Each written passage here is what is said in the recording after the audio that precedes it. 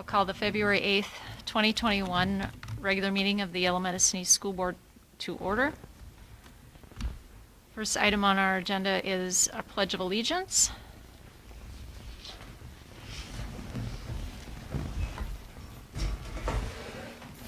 I pledge allegiance to the flag of the United States of America and to the republic for which it stands, one nation, under God, indivisible, with liberty and justice for all.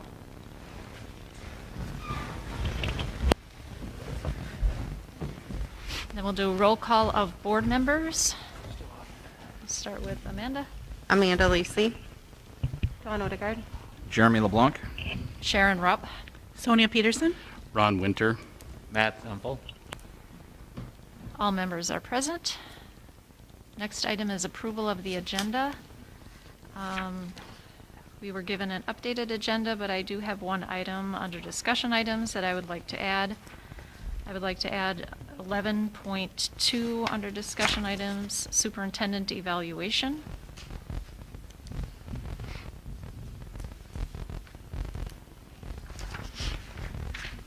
Okay, is there a motion to approve tonight's agenda? I move to approve tonight's agenda. Thank you, Dawn. There's a motion. Is there a second? Thank you, Sonia. There's a motion and a second. Any discussion? Hearing none, all those in favor say aye. Aye. Aye. Opposed, no. Motion carries. Reading of the Yme Mission Statement, and I will do that. Our mission is to provide a caring environment of high expectations that prepares every student for a successful future and instills the value of learning. Next item is public address to the Board of Education. I've received no correspondence. So. No correspondence received, so we'll move on to item number 7, consent agenda. Is there a motion to approve tonight's consent agenda?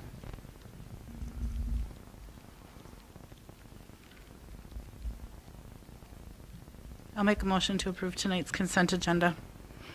Thank you. There's a motion. Is there a second? Second by Semple. Thank you. There's a motion and a second. Any discussion? Hearing none, all those in favor say aye. Aye. Aye. Opposed, no. Motion carries.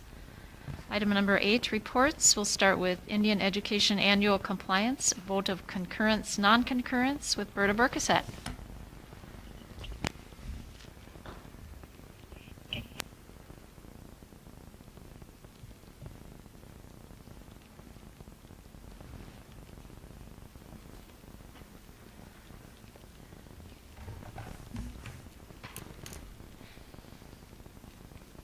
Good evening. Good evening.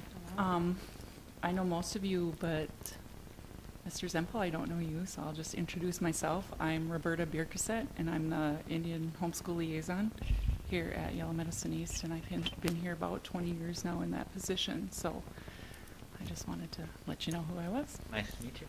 Thank you. So this evening, I'm here. I feel like I wasn't here not too long ago about Indian policies and procedures. Tonight it's about concurrence. Minnesota statute, section 124D78, requires districts with 10 or more American Indian students to have a parent advisory committee. And the statute specifically cites that school boards must provide the maximum involvement of parents and children enrolled in education programs for elementary and secondary grades, special education programs, and support services. To be compliant, Wyoming is required to submit annual compliance documentation known as the vote of concurrence or non-concurrence.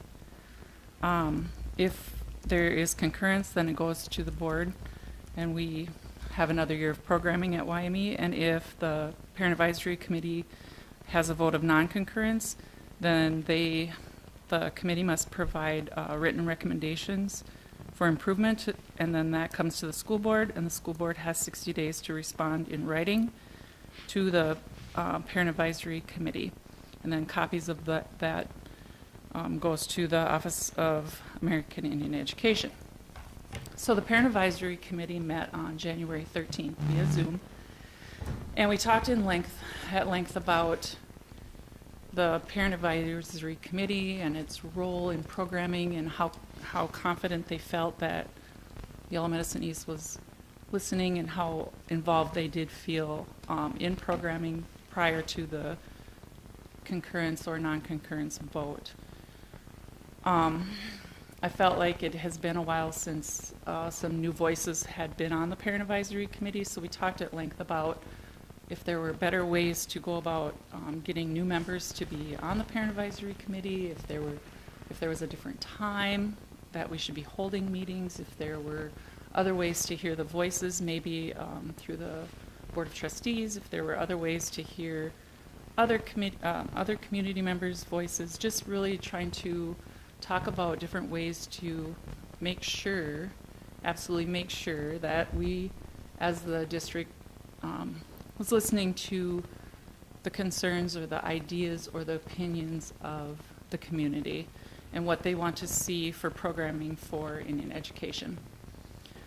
So we talked at length and we kind of didn't really come up with too much. We talked a little bit about sending out some sort of survey or coming up with some questions for parents of our Native students to see maybe about like if they're interested in the committee, maybe what keeps them from not being in the committee, some ideas about programming, some of those kinds of things. And so I know Lori Blue-Pooler, that she's the liaison at the elementary, myself and Adam, kind of talked about meeting maybe with Dawn. She's the youth specialist at the Upper Sioux, and she's also a Parent Advisory Committee member, trying to get together and think about like if there was maybe a survey that we could do to try and figure some more things out in regards to participation. So that was kind of one of the things that we talked about, was really getting a stronger Parent Advisory Committee. So we also talked about maybe really, and I think I kind of touched on this last time, starting earlier in our planning process about how we should use the dollars that we get, especially from Minnesota, and so the state of Minnesota, for our programming, and really start to talk about that each time the Parent Advisory Committee meets, and not just waiting until August or September and then having it due October 1st. And so really having a strong committee and then really constantly talking about programming throughout the school year, and then feeling really confident in the concurrence, non-concurrence vote. So what happened is the Parent Advisory Committee decided to vote concurrence with their vote, in the hopes that we would continue to look at a stronger Parent Advisory Committee, and then really look at programming. I said I felt that we had a very good relationship, that if something major came up between how we were going to finish the year with programming and the beginning of next year, when we would take a look at our budget and our programming for next year, that we would certainly come together and try and work something out if there was a major issue. I feel like our relationship is strong enough where we could do that. And so we decided to have a vote of concurrence on the programming at Yellow Medicine East. Their vice chairwoman is the education representative from the Board of Trustees, and her and then the cultural liaison, Adam Savariago, attended a Zoom meeting with the state kind of in regards to this same thing, and then the new initiative that the state is looking at called Up North. Is that what that's called, Mr. Schneider, do you recall? I don't remember. Okay. I believe that's what it's called. So anyway, that was kind of what is going on with that. Are there any questions about that? It's just that I have to present this to you in regards to Indian education programming. So are there any questions about it? Any general questions about our Indian education programming? Or Jeremy sits on that Parent Advisory Committee to represent the board, so. Dawn, no. Amy, no. What's that? Dawn is no. Donna is now. Congratulations. So Okay. I think we've had a good relationship, and this is just an indication that we think we're headed in the right direction. Doesn't mean we're not refocusing or reprioritizing. Just continue. Thank you. Thank you so Thank much you. for coming. Okay, next is Wyoming Middle School High School Board Report with Mr. Luft.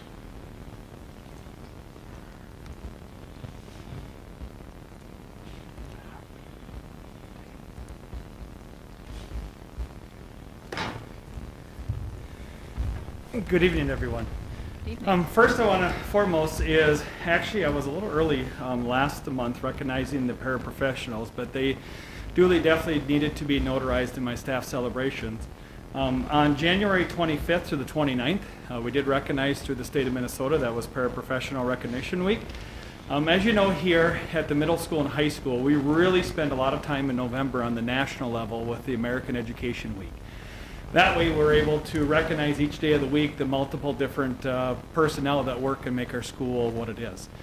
So we recognize the paraprofessionals that week, and then most importantly is on Friday we got, everyone likes a little sugar on Friday, so we got a sheet cake that was purchased through Almec's Market. The nice thing about it, it froze, so the next Monday we were able to eat some more of it too, so it was kind of the gift that kept on giving. But as you know, we were very thankful for what they do. They are the eyes and the ears of multiple, and they help tremendously within the building. So next topic I have is something that we talked about in December. I put a hyperlink into the grade breakdown here as how our students have been doing. Particularly since last spring when COVID first hit. So in there I had put in the data about how we did as far as from first quarter. I reported in December on the end of the first quarter.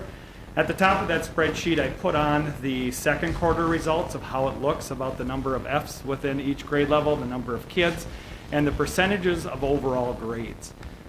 The one thing that you'll see there is we started something when we were able to come back once we went into distance learning. We called something called the learning zone.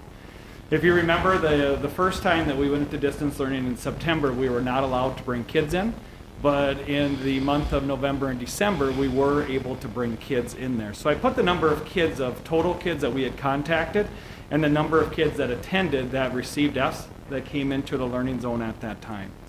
So in there you'll see the difference. The difference is a comparison from quarter 1 to quarter 2.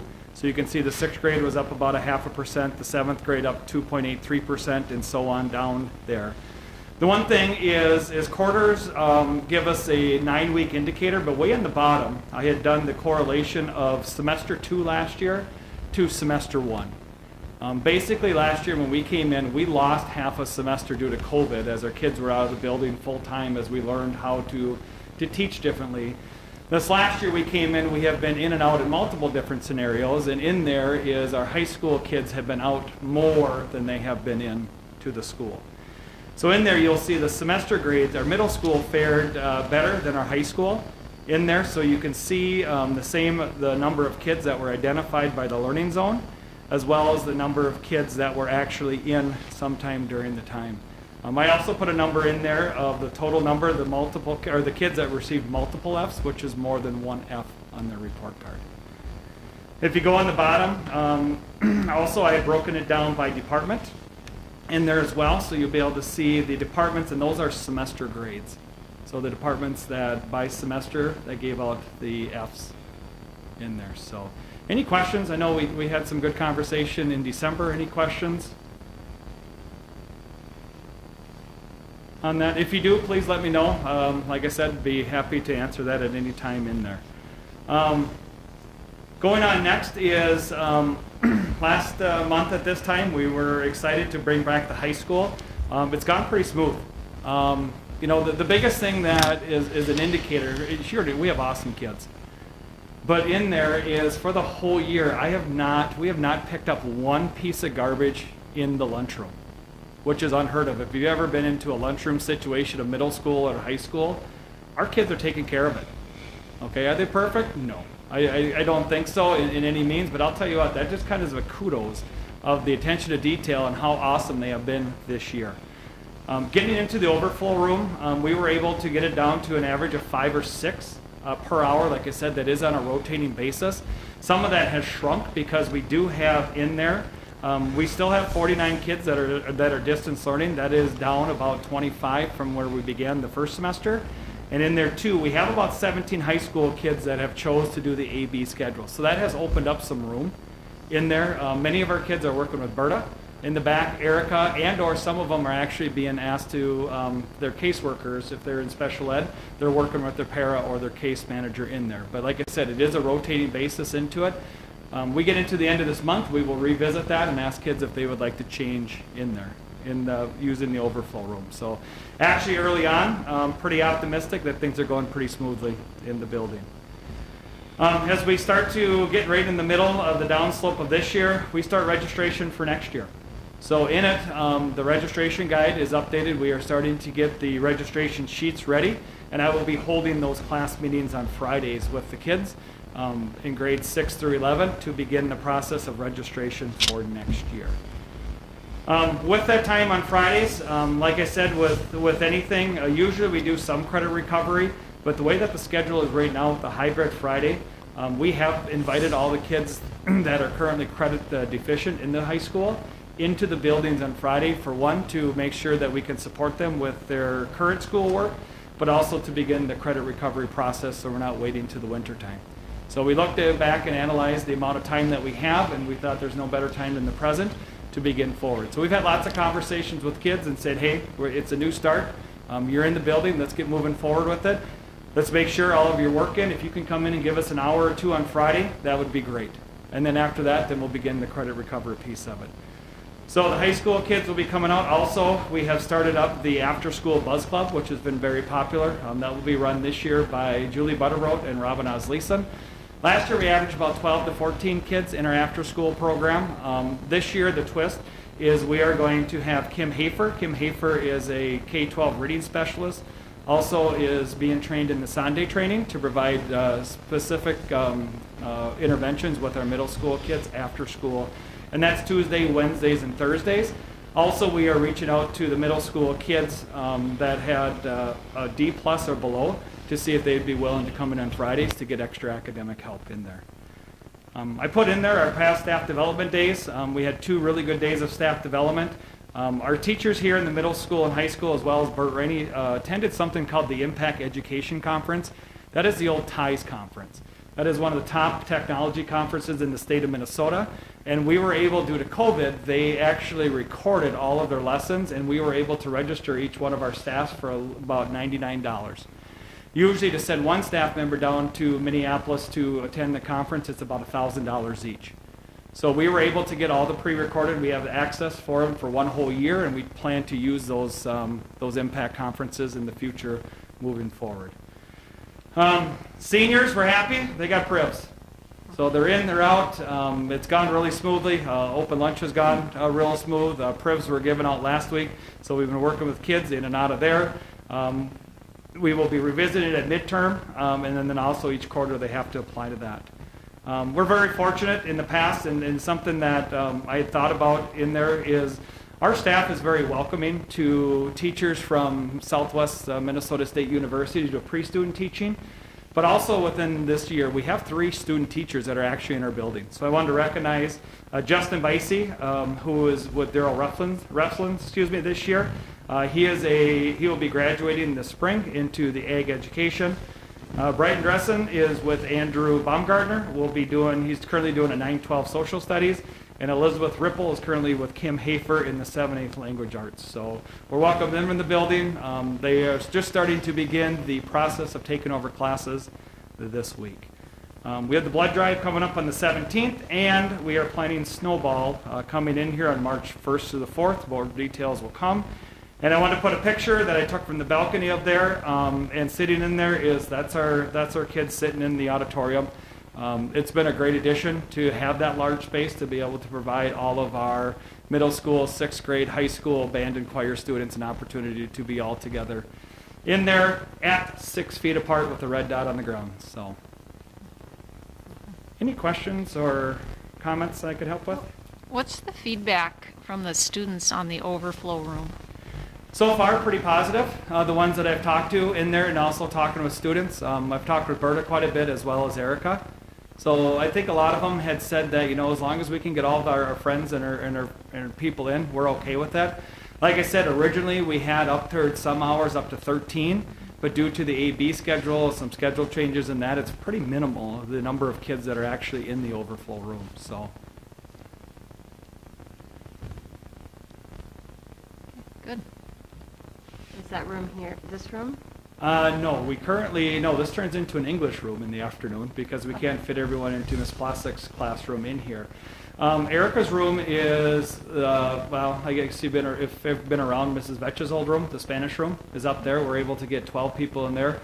Berta's room is right across the hall right over here. She can fit about 12 kids in there as well. And then, like I said, there's some kids that are choosing based on their schedules and who's available to actually some to go into the resource room area and to get support in those areas as well. So.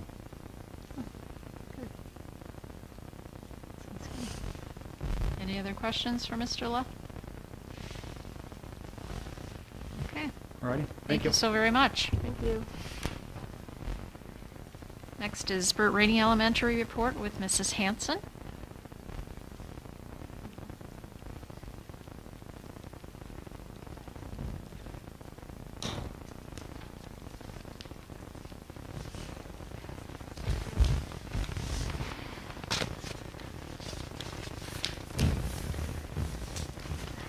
Good evening, everyone.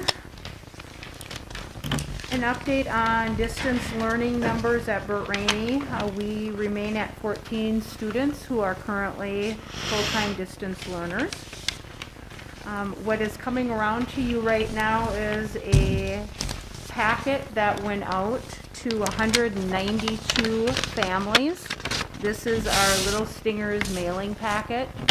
And so where the 192 family names come from is a variety of resources, including the census that we're able to pull names and addresses from.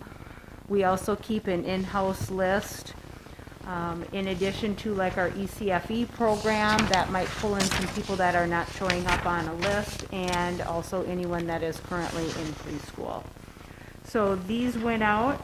This is what we use for our registration for our Little Stingers preschool program. And a brief update on registration. As a reminder, we have 3 programs. The Bumblebee, which is all day, every day. And as of this morning, there were already 14 of the 20 spots filled.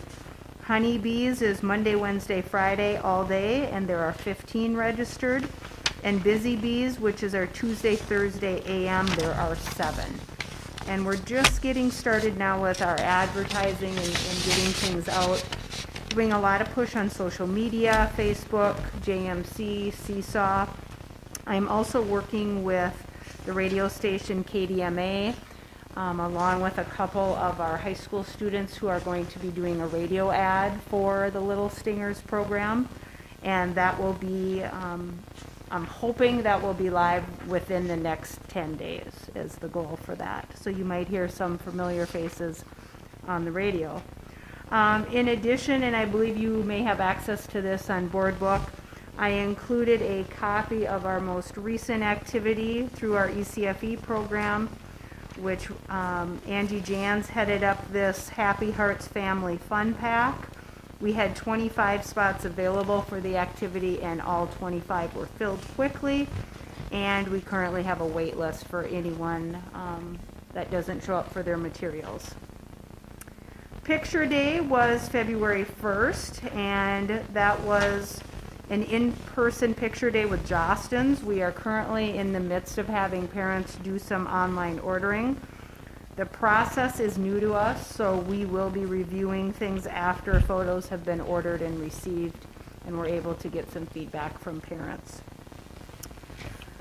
I also wanted to follow up with you on our dyslexia plan. As I had reported at last month's meeting, we are continually working through the steps of our plan, tweaking and changing things as needed. I went back through our calendar, and just to give you an idea of how much time BERT staff are spending on this, since January 5th, there have been more than 7 meetings related to the plan. And we are trying very hard to get this right, and I really want to extend appreciation to my staff for being so passionate about this very important topic. And the extra time and effort that they're putting into this is going to make a difference for our students. Right now, we are currently using one grade level as what I would consider kind of our pilot program before we fully roll it out in May. And by using that one grade level, it has allowed us an opportunity to determine where some gaps or changes are needed in the process, and to really get an idea of how many students could potentially need interventions through that process. At last month's meeting, Jeremy had asked me about staffing and how that might look for providing interventions. And in your packet for tonight's meeting, which I believe is on board book, I did include a sample schedule just to kind of give you an idea of what that would look like, and actually that's pretty typical of what it looks like right now. And on that schedule, you will see what it looks like to service 12 students would take approximately a 0.5 FTE. Please keep in mind that the schedule you're looking at is definitely general in nature, and in real life it would not be as smooth and compacted. You would have everything from recess to lunch times to other conflicts in there, but that does give you an idea of how that might look. We are also working on a plan for this summer that would provide students who will be identified in our May data collection as benefiting from some intensive literacy interventions. The one thing that we've already found in this process is that each student's needs vary and every situation is different, and as a staff we will continue to be flexible with the process. Kindergarten Kickoff, as you might recall, a few years ago we had changed our format from what I would consider a traditional format for Kindergarten Kickoff, with the goal of that event being to get new students into the building. For many of our young families, that might be their first time in the school. A couple years ago, we changed that. We did vendors in the part of the school. I think at that time we had close to 15 vendors from the community come in. However, last year, due to COVID, that did change. At this time, we're now in the process of getting things ready for this year's kickoff. We will not be able to invite our vendors in this year, but hopefully next year we can get that back. But we are looking at our kindergarten kickoff in 2 parts. The first part is basically all of the registration material and information about Burt Rainey will be mailed home. It will look similar to this, but it will be kindergarten related. And in those packets will be the materials that we use to register new students for kindergarten, and that information really helps us determine how many kindergarten students will be enrolled at Burt Rainey this fall. In an effort to encourage parents to return that paperwork to the Burt Rainey office, because typically they would have done that on kindergarten kickoff night, we are adding some prize packages and book packs for the first 10 to 20 registrations that are received. And then in May, we are planning on an open house for parents and their children to come in and see the building and meet the teachers. So more information will be coming on that. A couple other additional items. Some anticipated new Ela standards. At the end of the month, the Burt Rainey teachers will be looking at the new Ela standards, which are at this point listed as being required to be implemented in the 2024 school year. Karen Jacobson from Merved will be assisting us with that process, and there is a link in my report for anyone that would like to review them. The link is 96 pages, so if you're interested, check that out. Kind of an exciting thing, something we used to take for granted, was something as simple as our Valentine's Day celebrations. We weren't quite sure what that would look like. However, the CDC actually put out guidelines for what that could look like in schools. And along with those guidelines and information from Nurse Cassie, we are going to be able to have the traditional classroom parties on Thursday, the 12th. So we are looking forward to that. Parent-teacher conferences are coming up in March. And I also included a copy of our staff development meeting minutes. Questions? Just a little bit of normalcy when you can have a Valentine's It Day is. party. We will appreciate the Valentine's Day parties, yes. Yeah. Any other questions for Mrs. Hanson? Thank you for sharing this with us. It's interesting to see what you're sending out. And if you know of someone, like I said, we mailed out over 190 packets. But if you happen to hear of someone new to the community that maybe isn't aware, please let me know. All right, thank you. Okay, thank you. Next is our district report with Mr. Schneider. Okay, just a little update on staff hiring, so I try and keep this up to date. We are currently advertising for 2 positions, a part-time substitute nurse. You know, we'll need something in there in some fashion, so we'll advertise, and who knows, we might luck out. We're not combining that with a paraprofessional at this point. We'll see what we get for candidates. And then a middle school, high school paraprofessional for our DCD room, which is dictated based upon the IEPs of students that are being serviced in that area. So, COVID-19 vaccination update. I think in my weekly updates I've let you know, but last Monday and Tuesday, a week ago, we received 55 doses of vaccine from Upper Sioux community. I was contacted Friday afternoon. They thought they could fill out the rest of our staff with vaccines, so we were very grateful and were able to get people out there.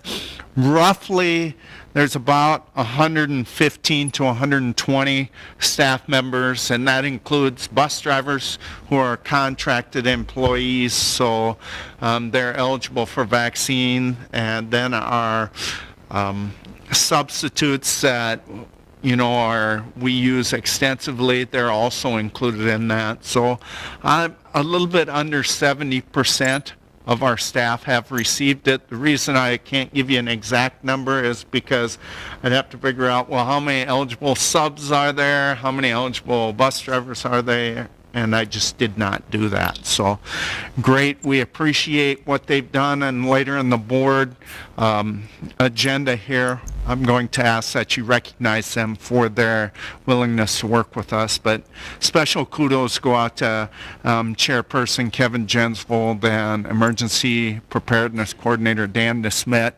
along with Cassie Suter, because many phone calls between Cassie and Dan occurred in there before finally, I guess Kevin and myself got to be the closers and finish things off and make the final decision. But a lot of work went in by those 3 people in making this happen, and I can't express the appreciation that we have for them enough. So.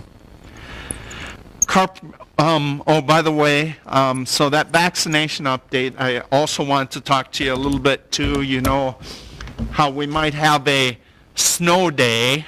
Some people have adverse reactions to this. Now we jammed up all those people on their first dose on the same days, and guess what? Their second dose will come on the same days too. We can't control that. We can't control how they're going to respond to it. Cassie and I have met and talked about it a couple times. There's really no planning for that. So unfortunately, if we have a bunch of people go down, we know we're short on substitutes. I may have to, unfortunately, make a snow day or a virtual day as a result of inability to cover classrooms. That's not a choice on my part, but we'll just have to stay a little bit flexible with that. Carpentry skills class, so Matt Lukanen, who has been pretty involved in our building reconstruction here, our middle school, high school auditorium and the other area reconstruction. He is a licensed contractor, and he brought it up to me one day when we were talking that he might be interested in helping us out. We had a conversation with Evan Fagan, and about 5 of us met last week. We have a plan to be able to offer that class depending upon the interest from area schools. It would be offered as a collaborative class, 2 periods long. It looks like this year we would not do a house. We want to kind of get our feet wet, especially being that it's only 1 semester long. We're going to do smaller projects, possibly garages and stuff. We had kind of sent out a survey to elicit interest in that last year. We still have those people sitting there, and we'll look at that depending upon what we can get done. Some of the factors that will impact on that are the number of students that are interested, and quite honestly, the skill set of some of those students. You know, sometimes you have a class that comes through and 10 of them can do enough construction to cover for 20, and sometimes you have 20 students come through and they do the construction for about 4 or 5. It's just the nature of those students. So we'll see what happens. We'll put it out there. Thank you again to Fagan Inc. for their willingness to work with us on that, and for Matt Lukanen for his interest in doing that, helping us kind of promote the trades. Can I ask you a question about that? You bet. How will you guys come up with projects? Is it something that people could submit something to the school, like an Correct. athlete? That's what we did last spring, and so we have that, but we may have to redo that. Yeah, we have a list. How many projects are on that, Ryan? 13 people. We work with the EDA and put a little note on the bottom of the utility. Go right into our area here for everything. We did last spring, it was part of it because the EDA was really interested in funding things. Like I said, they're interested in looking at building a house, but it's right now it's just not feasible for us to do it. So we will send something out to see, first to check on the list if there's interested, and then to see if there's something else. A lot of them will do all jobs, from the windows and siding, works. We do have backup projects like yard sheds and garages and stuff that would give them that opportunity I to. was just thinking it would be, I was just wondering how we were reaching all the communities in our district to offer, you know, that. So if we do utilities, is it utilities in all the cities in our district, or is it just? Well, we've kind of targeted Granite Falls simply because the transportation is an issue. We only have roughly an hour and a half altogether, and if we have to use quite a bit of it for transportation, it's a challenge for us. Yeah, okay. All right. Sale of obsolete equipment. Most of those went out the door on Friday last week. So just looking at it, 58 devices were requested, but we had some duplicates there. I don't know where we'll end up with the total number out the door, but a lot of them went out the door last Friday. So including Chromebooks of the similar model as yours, probably a year older than what your old model was. So. Prom discussion, you know, it's that time of year we're starting to make arrangements for prom. It's premature at this point to know what the health standards will be at that point. I know we had some students that were very excited when we said we wouldn't have outside dates. Well, that's the current regulations right now. In talking to all the area superintendents, nobody has decided what they're going to do for sure for prom.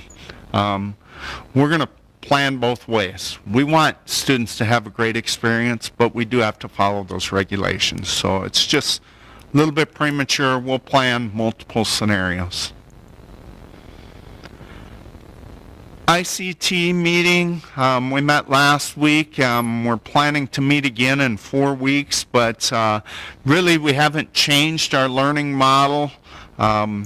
We did talk about the possibility of being in person for that half a day on Friday. If you recall, Friday afternoons, we still need to offer that 2.5 hours of prep time to our teachers because our teachers are teaching synchronously to some students that are in distance learning. Even though not all of them are doing it, we have no way to cover classrooms if we just offered it to those teachers that were doing that. So that's how we've designed it. So our discussion last Friday or last Thursday would be, we would start to take a look at the pros and cons of that. We kind of started that process today. We'll work through it and continue to work towards bringing those students in. I think there's an appetite for people to bring the students in for a half a day on Friday. But again, we need to weigh out all the things that would be impacted by that. Questions about that? So, from the educational standpoint, I know we talked, it's only a half a day. I can't imagine that wouldn't outweigh other situations, considering the kids are all already in. I know I've had conversation with a few parents, and they're making the comment that Fridays are turning into a Saturday, Sunday. Kids are sleeping in the mornings, the kids are not getting up. So if things are going smoothly during the week, the kids are already in, what's holding us back? Yeah. At this point, you know, there will be some things that will be negatively impacted. We do offer classes, so it's going to be different for the elementary and the middle school, high school. So we just need to think through all those intricacies of that. So if we put something in place, I'm assuming we've been thinking about this as far as what the schedule would look like for a half a day. Do we have an idea of what we would be thinking if we brought those kids in for Friday morning? Would it be 1 week, these so many classes, the next week, this so many classes? How would we break that down? I think that's what we have to work through. You know, like a good example would be Logan. He might be teaching some of his classes at the wrong time. So we need to work through some of those logistics of that. And we don't have that ready right now. So we really don't have anything in place, not having an instant command team meeting for 4 weeks basically, or another board meeting for another month. At this point, we do not.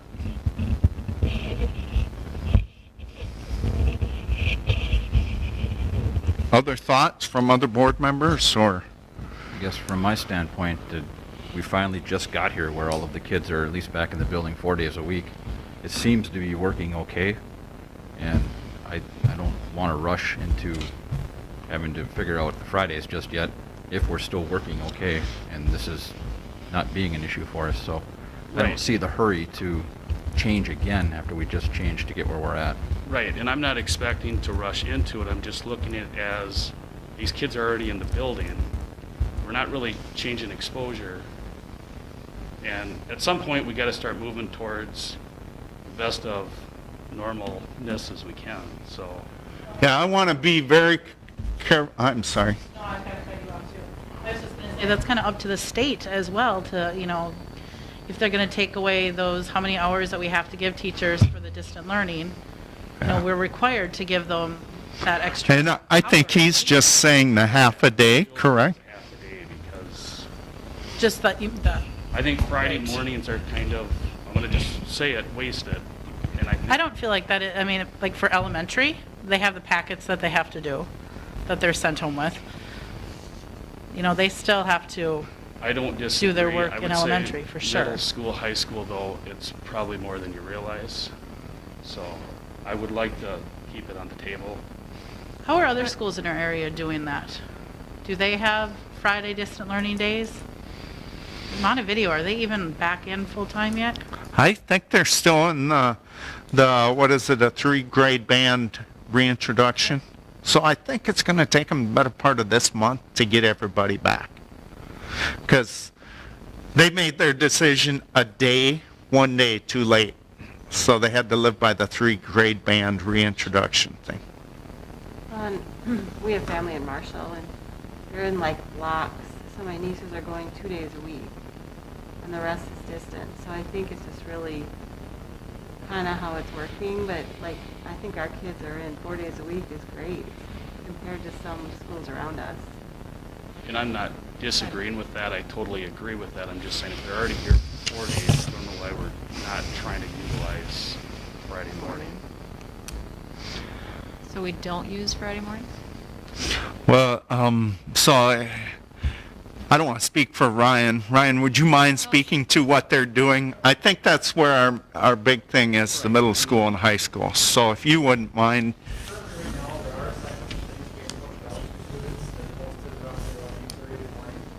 Could be as anything as a check-in question of the day. I know this last week, like for example, Mr. Herman, anyone that had not started testing, they also started testing. Or Mr. Dan uses it for quizzes and tests and things like that. So everyone kind of uses it differently. Would it be, it's hard to say, but without actually going in to see what everything is posted, but every teacher does have something posted out.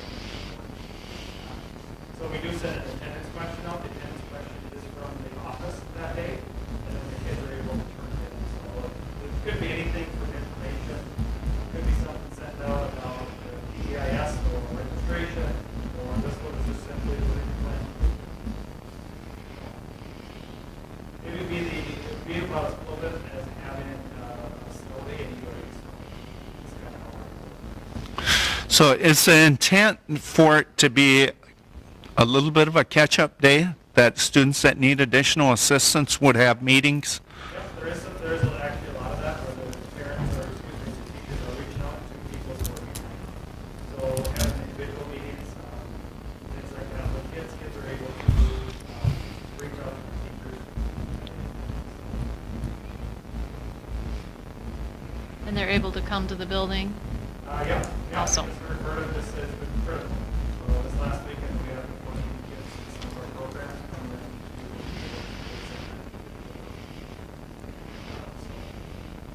in. I'm sorry to put you on the spot, Berto, but when you say critical, you mean the way it's being used right now is critical instead of being in the classroom? It has been fantastic for my group of kids because they're statistically the kids that have been slipping through the cracks through distance learning and hybrid learning. So they haven't done well during that time. So this half a day that they've been able to do things on Fridays has been absolutely wonderful. They start a subject and work on the same subject as long as they need to and don't have to follow the bell system. We can go through and organize all of their missing assignments. We've had teachers that are in the building come up to the classroom and sit with kids right next to them, go through all the stuff that they need to do. We've had kids go to the teacher and sit with the teacher, go through everything that they need to go through in order to catch up. It's just been, it's connecting teachers and kids, forming relationships. It's really helping those kids of mine that are coming in to really get back to where they need to be. So I know it's not reflective of the whole population of kids, but for my kids that have really tanked during COVID time, this has been an absolute perfect time for them to try and crawl back up. So the time is being used, Yeah. but no doubt it is being used. Yes. Okay. But then also, Okay. too, Val, they were on the stage too, we are hearing some of that too. Some kids are on Friday. You know, the nice thing about the e-learning is maybe it doesn't have to be Friday, but they know they have to have it done before Monday. So, just a conversation with what Yep. teachers, there was nothing happening on Friday, kid was able to get it done Saturday night. Yeah. Like I said, I think it has its pros and its cons. Sure. So, you have Fridays. Sure. There's good and bad to it. Yep.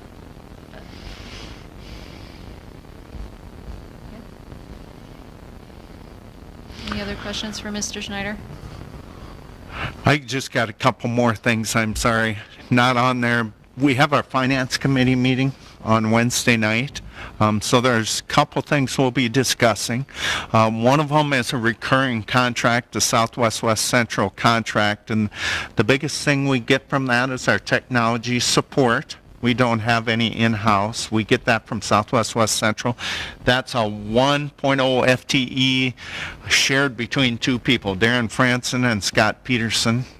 So they cover that, and it's shared between them just simply because some of our area districts only need part-time support, such as Clarkfield Charter School and etc. So that will be discussed at that time. The reason that I'm letting you know is that if we did want to change that on Wednesday night, if we wanted to change that for any reason, we have to let them know by March 1st. Well, so if we decide at the Finance Committee meeting to change it, we'll have to have an emergency meeting.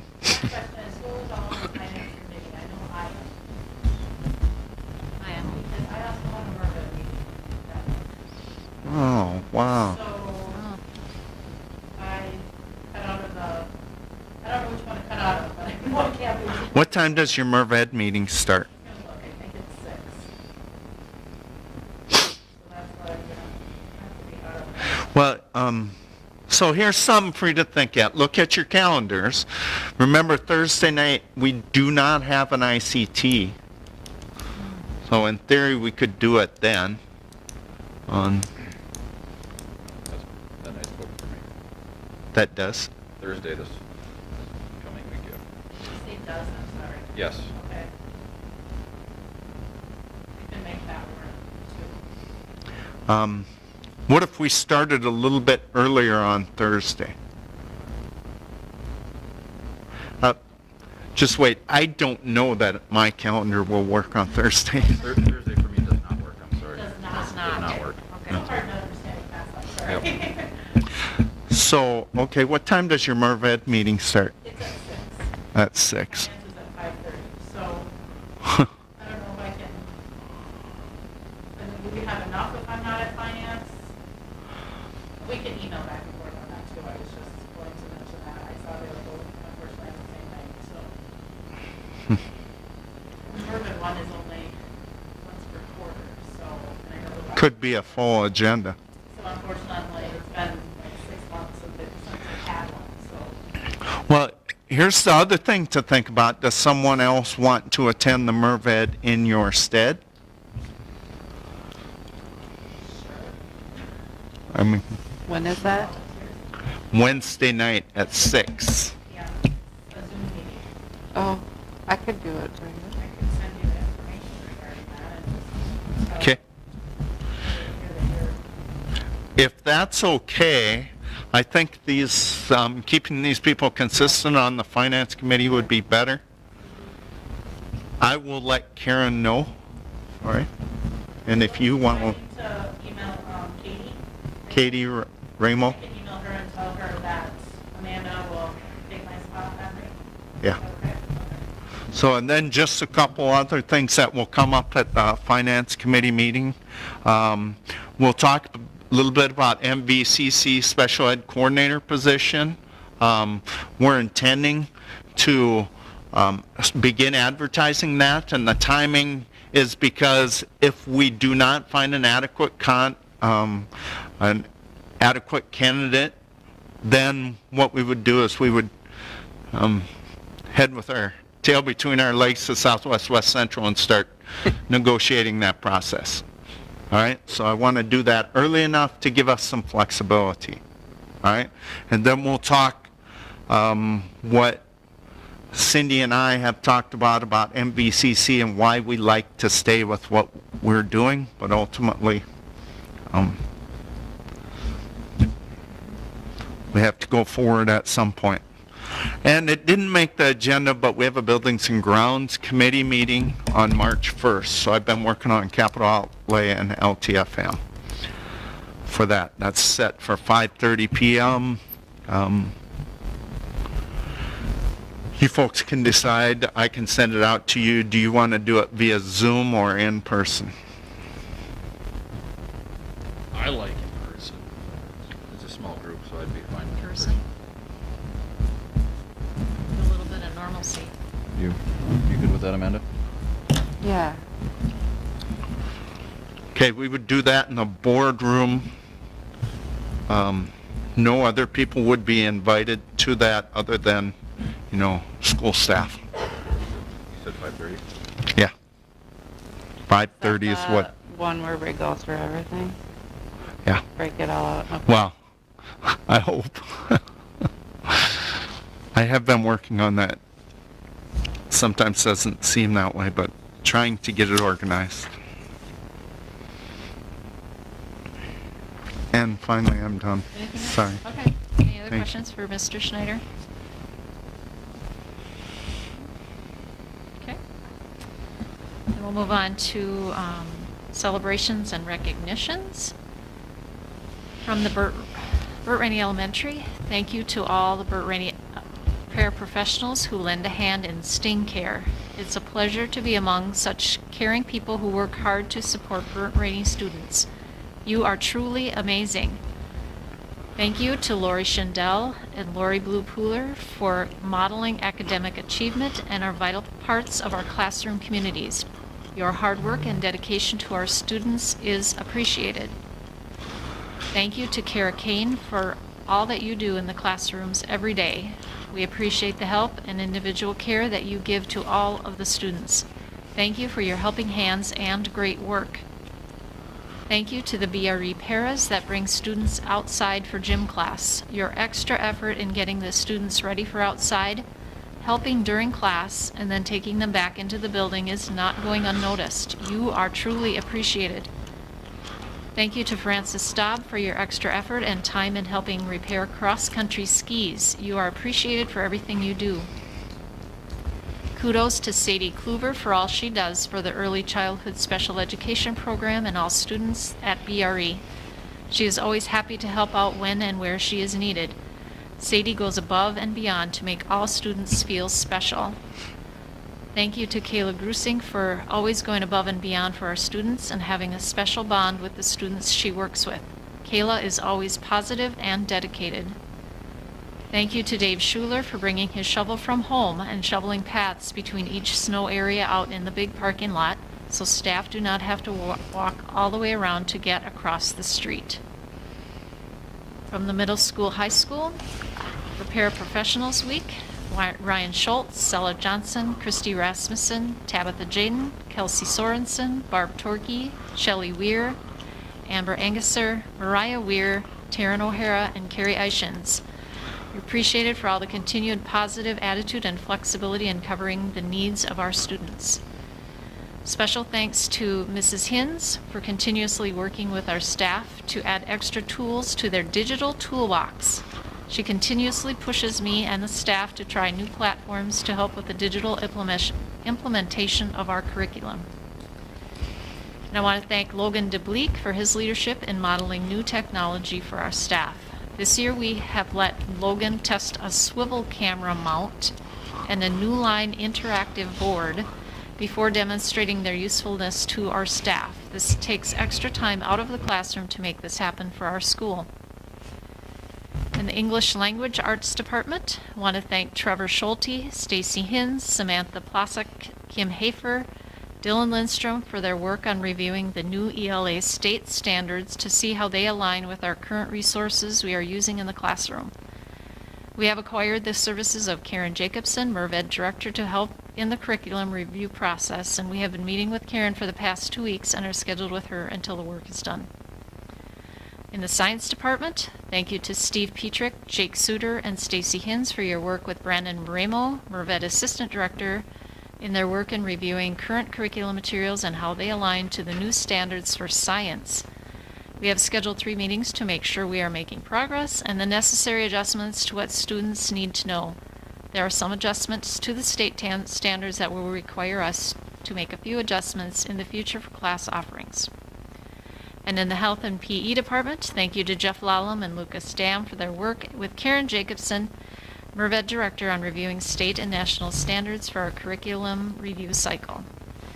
And from the district, thank you to Nurse Cassie Studer for being willing to coordinate and work all hours of days, nights, and weekends to support all Wyoming staff students and families in all health areas, including vaccinations, testing, and other non-COVID related health areas. Her assistance and organizational skill set has made the management of the pandemic possible. So thank you very much to all of you.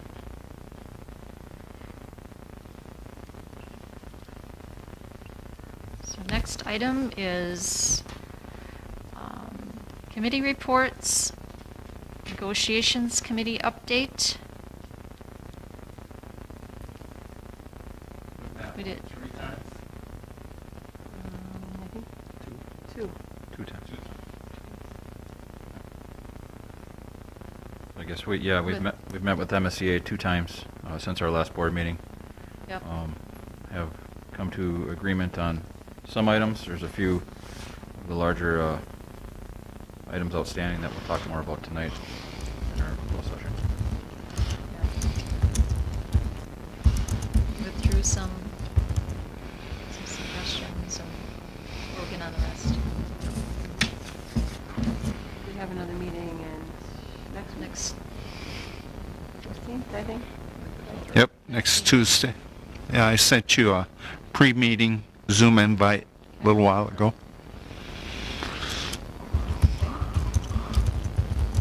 And then the policy committee met on February 1st.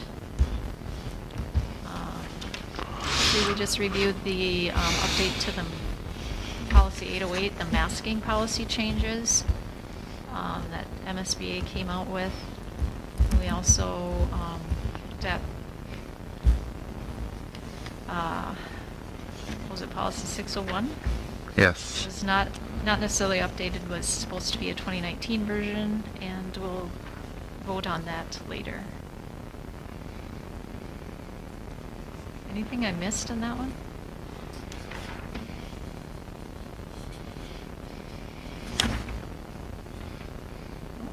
Okay. Then we're on to new business, personnel items. First item is to recognize volunteer wrestling coach Cody Burgess. Is there a motion to recognize volunteer coach for wrestling Cody Burgess? Motion by LeBlanc to recognize volunteer coach for wrestling Cody Burgess. There's a motion. Is there a second? Second by Odegaard. There's a motion and a second. Any discussion?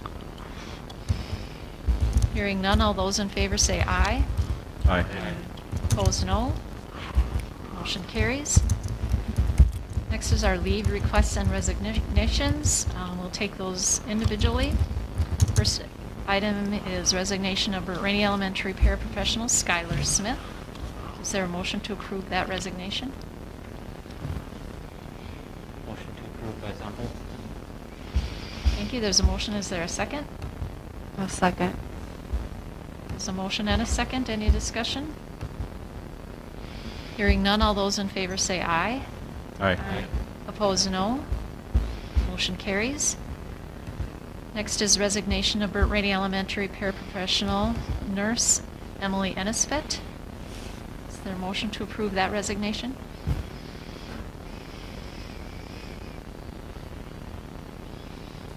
Motion to approve by Zempel. Thank you. There's a motion. Is there a second? Second by Odegaard. There's a motion and a second. Any discussion? Hearing none, all those in favor say aye. Aye. Opposed, no. Motion carries. Next is a resignation of ELL instructor Cindy Lappin. Is there a motion to approve the resignation? Motion by LeBlanc to approve the resignation. Thank you. There's a motion. Is there a second? I will second. There's a motion and a second. Any discussion? Hearing none, all those in favor say aye. Aye. Aye. Opposed, no. Motion carries. Next item is resignation of our Title I Literacy Specialist, Peggy Quam. Is there a motion to approve that resignation? I'll make that motion. There's a motion. Is there a second? A second. There's a motion and a second. Any discussion? Hearing none, all those in favor say aye. Aye. Opposed, no. Motion carries. Next item is resignation and retirement. Burt Rainey Elementary Instructor Mary Jensen. Is there a motion to approve the resignation and retirement of BRE Instructor Mary Jensen? Motion to approve the resignation and retirement of Mary Jensen by Odegaard. Thank you. There's a motion. Is there a second? Second by Winter. There's a motion and a second. Any discussion?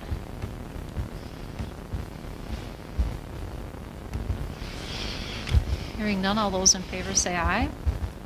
Aye. Opposed, no. Motion carries. Next item is resignation and retirement of Burt Rainey Elementary Instructor Jonelle Sanarud. Is there a motion to accept that resignation and retirement of BRE Instructor Jonelle Sanarud?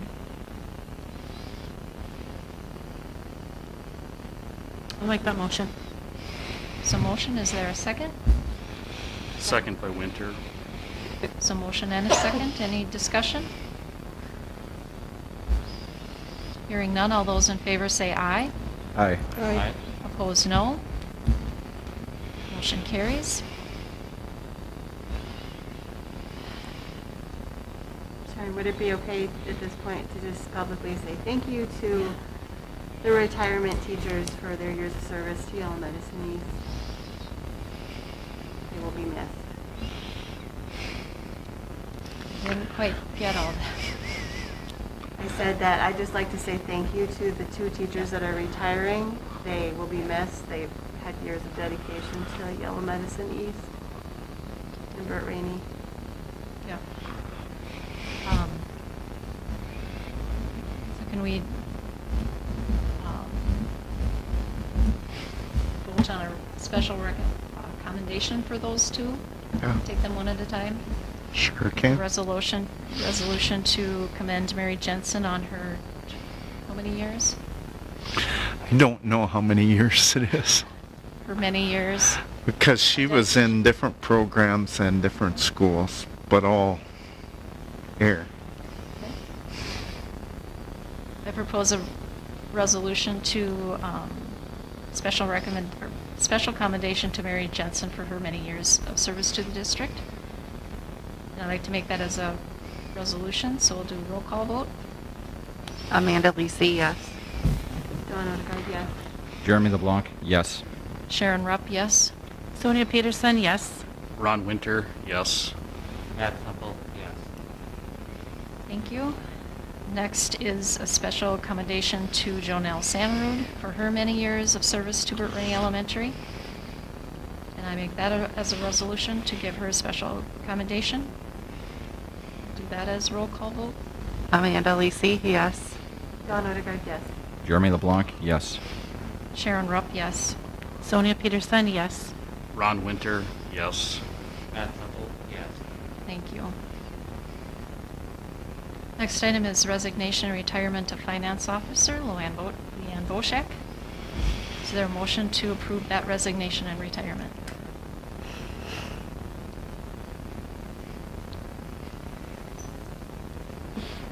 Motion to approve the retirement resignation by Zalman. There's a motion. Is there a second? Second by LeBlanc. There's a motion and a second. Any other discussion?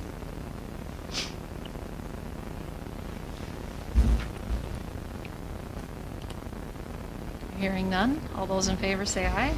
Aye. Aye. Opposed, no. Motion carries.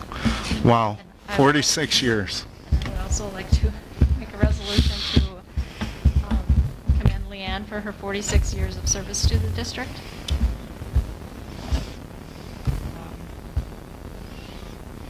I'll make Well that. deserved. You will be missed. Yes. Yeah. Been a teacher here for many years. I'm going to make that resolution, and we'll do that with roll call vote. Amanda Lisi, yes. Dawn Odegaard, yes. Jeremy LeBlanc, yes. Sharon Rupp, yes. Sonia Peterson, yes. Ron Winter, yes. Matt Temple, yes. Thank you.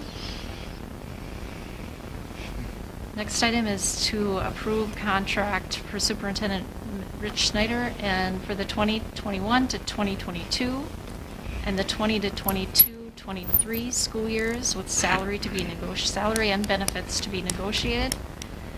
This is just a motion to offer him a contract with whatever would be negotiated, but we want to just make sure that we get that offer out there so that he knows that he can stay and not go looking for elsewhere. So, is there a motion to approve that offering of a contract to Superintendent Rich Snyder with negotiations, salary, and benefits? I'll move to make that motion. There's a motion. Is there a second? Second by Jensen. There's a motion and a second. Any other discussion? Hearing none, all those in favor say aye. Aye. Aye. Opposed, no. Motion carries. Next item is to recognize the Upper Sioux Community Chairperson Kevin Jensvold and Emergency Preparedness Coordinator Dan DeSmet for coordinating and administering vaccinations for Wyoming staff members.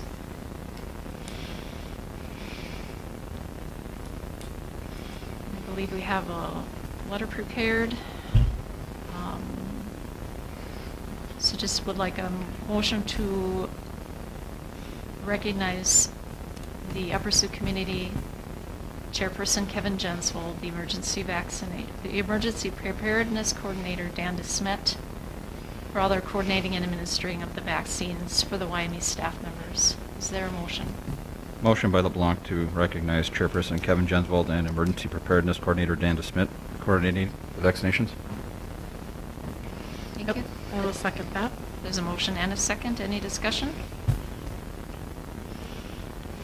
Hearing none, all those in favor say aye. Aye. Opposed, no. Motion carries. Next item is a resolution directing the administration to make recommendations on the reduction of programs and positions due to declining enrollment. As a reminder, this is an annual requirement. Doesn't mean we're making cuts, but this is the first step to consider them. So almost all boards will be taking this action tonight. So. Okay, is there a motion to approve that resolution? I'll move to approve. There's a motion. Is there a second? Second by LeBlanc. There's a motion and a second. Any discussion? Hearing none, we'll do roll call vote. Amanda? Amanda Lisi, yes. Dawn Odegaard, yes. Jeremy LeBlanc, yes. Sharon Rupp, yes. Sonia Peterson, yes. Ron Winter, yes. Pat Semple, yes. Motion carries. Next item is to approve the second payment of the Minnesota State High School League fees. If you remember, the fees have gone up quite a bit this year. We did approve payment of the first portion of that, not exactly half, but this is to approve the second portion of it. Really, they're trying to address it, but we have no other recourse but to pay this. I don't know what the consequences would be if we did not pay this. Right now, there's not a penalty for late fees, but I did talk to Tim about it. His recommendation is to pay it. So. Is there a motion to approve the second payment of the Minnesota State High School League fees?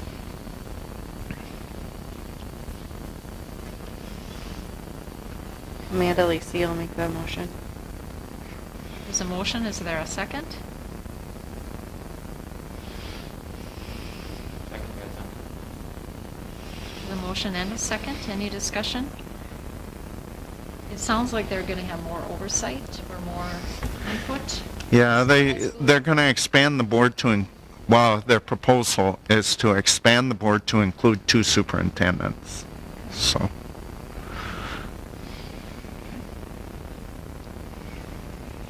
Any other discussion?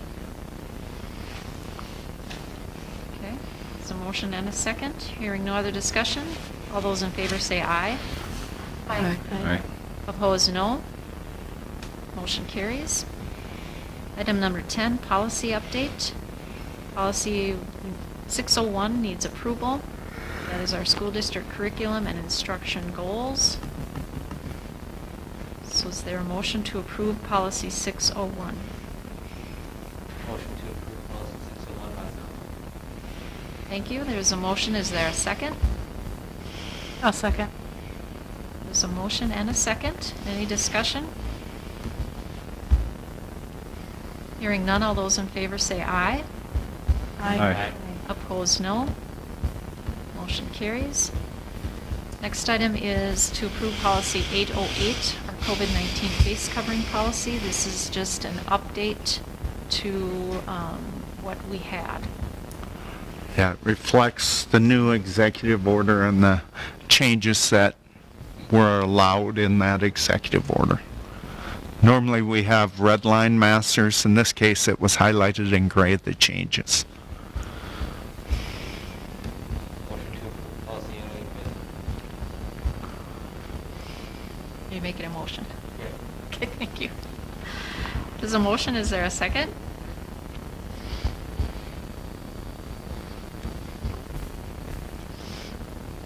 Second by Odegaard. Thank you. There's a motion and a second. Any other discussion? How has enforcement of this policy been handled? With our students Of course. or Students and staff. Staff members, we use progressive discipline. I guess I'm not aware of a lack of compliance within the staff. Okay. Students, I would guess, is the same way. I can't speak to it individually. I suspect if there's an age group that would fight it, it might be middle school and high school. I've heard a couple concerns from families that they've seen instances where the policy is not being enforced. And is it during classes, practice? During classes. Class. Staff members not enforcing it among students. And I guess I'm not aware of that. Please refer them to myself or I always do that. the building supervisor, and they're not willing. I wish they would come forward so we could try and rectify it. I think that raises a good question. So if a layperson views a class and sees a student without a mask, but technically you can't ask someone what their medical condition is. Is it possible that they're not wearing a mask because they have a medical condition and therefore they're exempt? Yeah. I mean, I just feel like you got to be careful about enforcement. I don't know True. how you do that, but Yeah. there are times. But it still that parent or person, even student, even if it's an email, if we're, of course we're going to need some details, it's hard to police. The one thing I wonder if isn't happening is now we've kind of, it's worn out, the newness is worn out, so the enforcement isn't there. They're doing it under the guise of a mask break. Well, a mask break is not supposed to occur inside. Okay. So it's supposed to be occurring outside. Well, at -11, that may not be happening. Depends if you have glasses or not. What's that? Depends on if you have glasses or not. 11 below, they fog up pretty quick. Regardless. Yeah. But the policy does allow for certain individuals to not have required to wear a mask for certain reasons. So,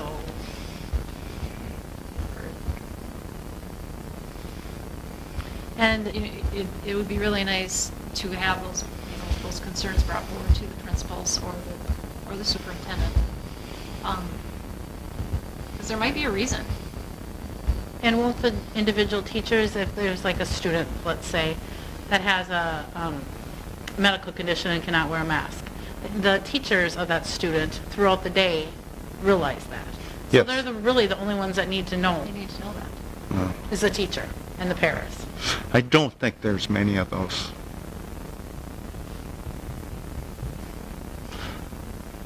It'll be a But the policy confidentiality does thing that allow not it. everybody needs to know. Yes, it does, yeah. Well, and I ref basketball the other night, and I probably stepped outside my bounds, but as a superintendent, I figure I'll get the complaint anyway. I reminded students to wear their masks, but I will tell you, the other team was not nearly as compliant as our team. I'll agree with that. During dance competitions, is my experience, I've seen our school doing a very good job, some schools not so much. Yeah. And it's an opportunity. It's like I told my own children growing up, and when I coached and taught, the same thing. Don't judge yourself based upon the least common denominator. All right? Set the bar a little bit higher and judge yourself accordingly.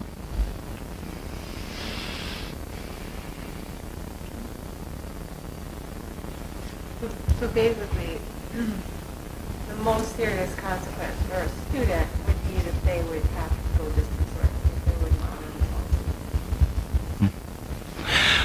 Technically, we can't force them to go distance learning. We can provide other means of education that may not be, Students unwilling to participate in in-person or however may be made aware. will be offered distance learning. Correct, but we can't force them.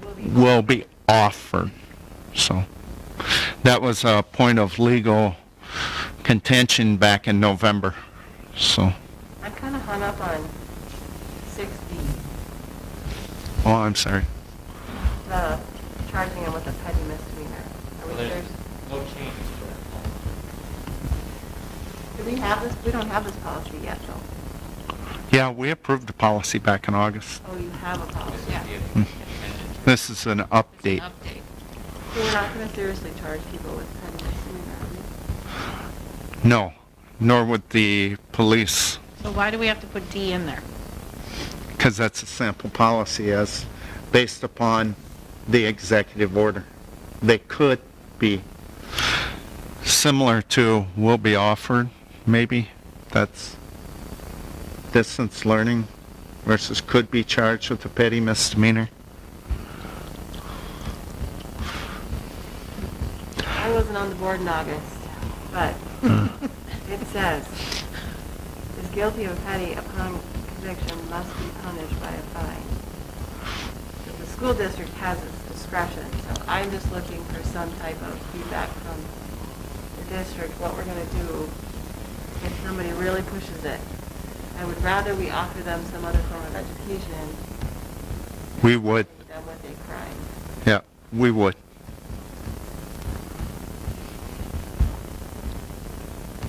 And is that in there to state that? I mean, we would. But then D has to be put in there. Correct. Yeah. It also says the school district may, in its discretion. So we would have to choose to do that. Would it come to us? Would it come to the board? To charge them with a petty misdemeanor? No. It wouldn't. No. Because that would not necessarily impact their ability to get an education. And it's just reporting law. Yeah. So, just for clarification, what's the change in the policy? Just the grade areas. Those that are highlighted in gray. They're all changes as a result of Executive Order 20-103.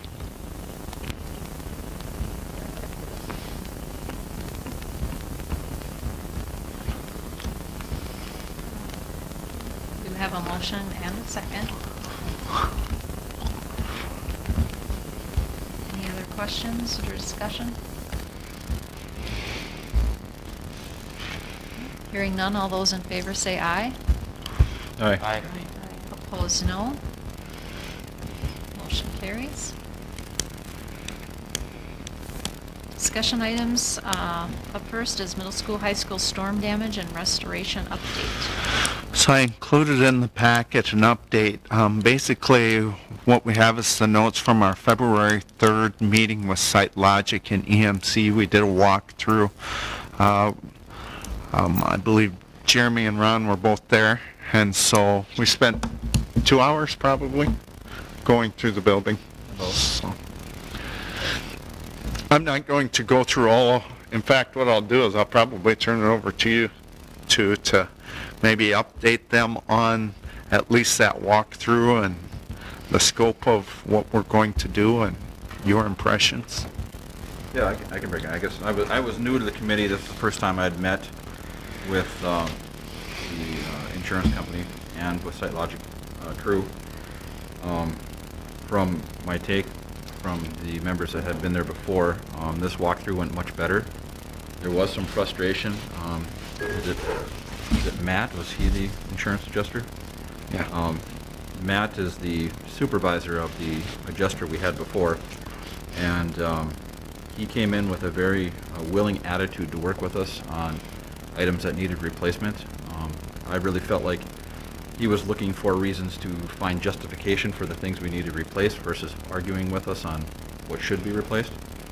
And there was some frustration on the part, I think, of SiteLogic's crew and maybe with some of our staff that these are things that we were talking about last fall with the insurance, and they were unwilling to talk about them. So at least we're moving in a forward direction where they've agreed to many things to replace, and the list is quite long. I was pretty impressed with the walkthrough myself, and the decisions that were made to especially replace the seating and some of the plaster in the walls and the ceilings of the seating area in the auditorium.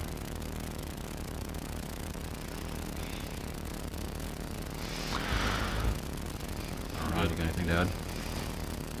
Yeah, no, I thought it went very well considering what we had been through in the past. And we had several meetings where we went more backwards and forward. This was definitely a forward meeting, so felt very good. We're looking at putting up a temporary wall in the auditorium so we can continue to use the gym area floor for those, for music especially, is using it because they need to take the seats out to get down to a floor that we can set up scaffolding and begin some of that. Also, unfortunately, our string of good luck ran out.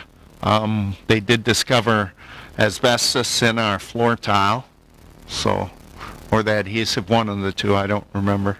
Do you guys remember what it was? I think it was the tile itself. Tile itself.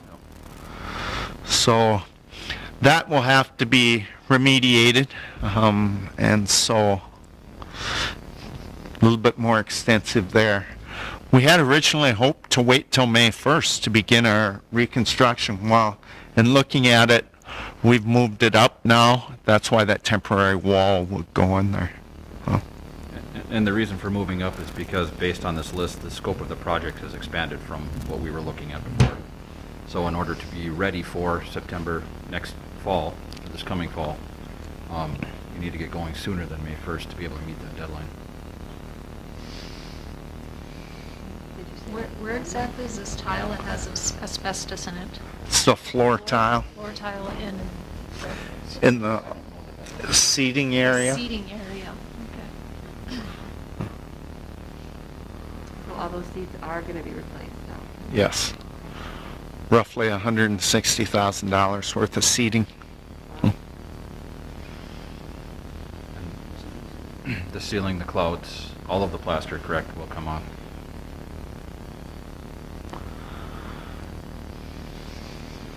So when you say lighting, does that include the sound booth as well? The sound booth will not have to be taken out, The if that's what you're equipment in asking. there, Equipment in there also? Should be fine at okay. this point, yeah. But now if we start taking out the speakers, we're going to impact it. Right now, it looks like the theater lighting itself will not be impacted. They'll put that back up. So, and we were trying to figure out some, I don't know when it was installed, that theater lighting. Anybody here recollect? I want to say it was I think it's good. donations, wasn't it, from Friends of Music? Do you recall, Leanne? The lighting itself, the theater lighting? There was a huge fundraiser. And looking at it, it was fairly recently, which could be like 10, 15 years, I don't know. I think it was when I was on the board. I think it was 5 or 6 years. no later than 10. That would be way too old. So the sound beings were taking down those clouds, and those speakers will all have to come out. We may have to hire a consultant to look at that. The problem with the theater consultant is it's going to slow down this process substantially. I'm not sure that EMC is going to go for redesigning any of it. They want it back to original or like. So, But would it now not be prudent to take those steps to at least look at it? Even if we were to invest a small amount of money to make an upgrade? yeah, I don't know what they're going to say. I'm just telling you what Michael said today, is that it's likely to slow up the process. Is the sound system outdated quite a bit? Is that what you're? Well, yeah, and I know during the last several performances, they've had some serious microphone issues and speaker issues.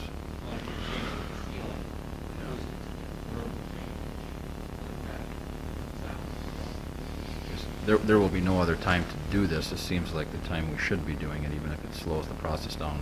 Did he give a timeline of how much slow it would be? No, because you don't know what the scope of what they would want to do.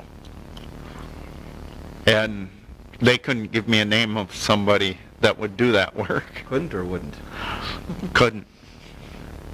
Well, because we went through, the rigging inspector inspects the lights, and they're the ones that made the recommendation for a theater consultant. SMI does not, Southern Minnesota Inspection, does not do that work. And then Michael Site Logic doesn't have anybody, at least not on staff. It's not aware of where that would come from.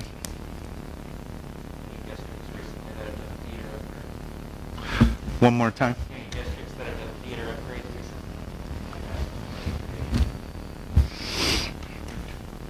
What about Marshall? They built that big building, the Schwann's building, and they use it for performances. Might be a resource. Yeah, they did, didn't they? I think Scott was superintendent when that happened. It's not that old. I'll check with Scott. Yeah, I don't know if we need to look at full-blown changes, but at least have a review. If there's simple modifications or logical modifications that we should make. I think we shouldn't overlook that. Yeah, and I'm wondering if we don't have to have everything kind of disassembled at that point, or if they look at blueprints. I have no idea how they do it.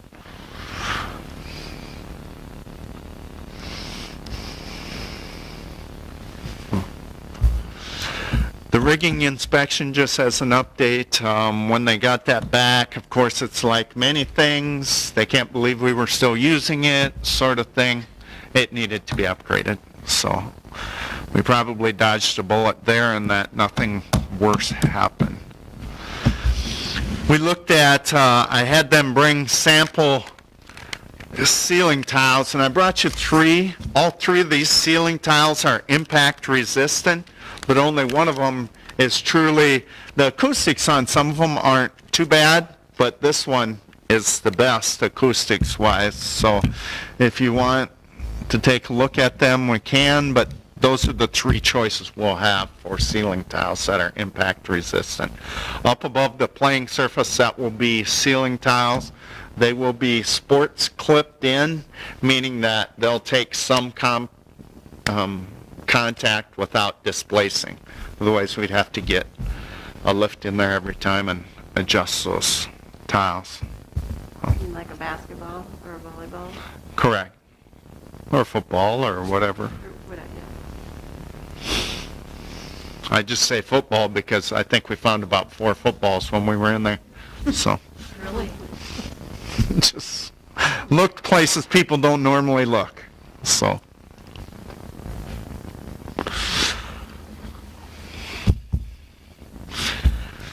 And then, of course, with the frigid, just an update. It's very cold in that auditorium. Francis turned up the boiler. We're hoping we can keep up with it. That was, without that ceiling in there, it made a bigger impact than what we thought. And so that brought up something I'm probably going to have to talk to them about again. I did ask them about the R value of the ceiling. Remember that? And they said there's really no R value to it. Well, our thermostat and heating system is saying differently right now. So.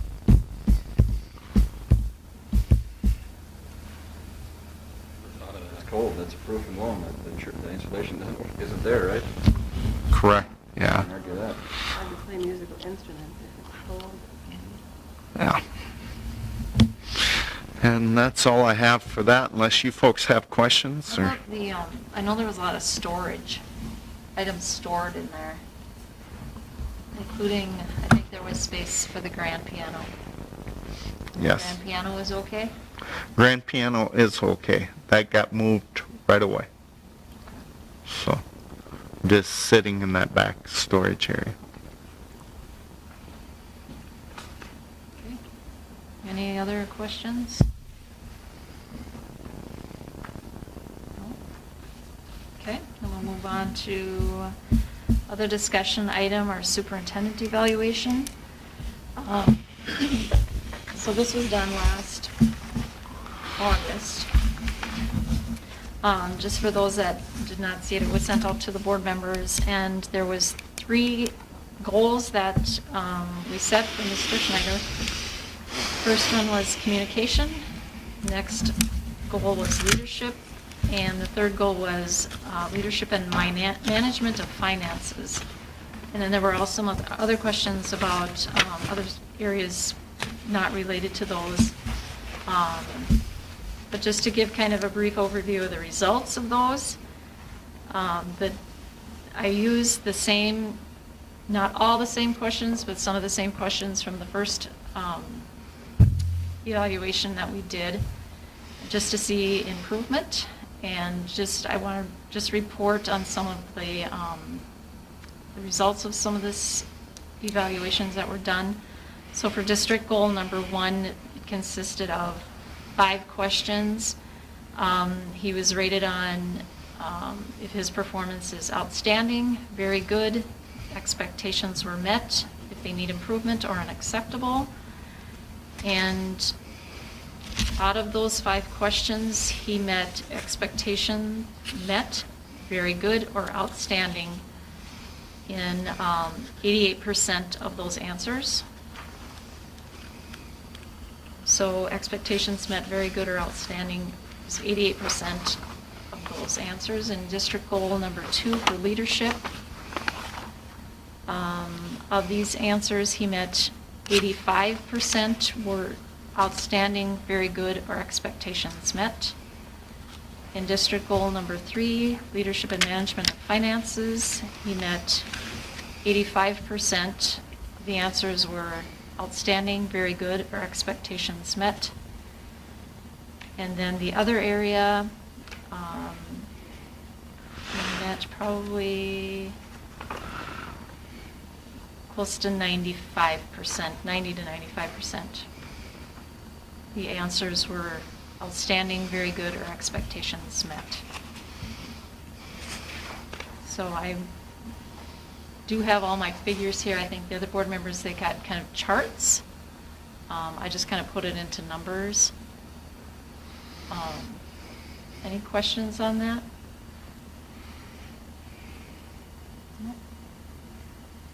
Okay. Item number 12 on our agenda, correspondence. I did not see any on Boardwalk.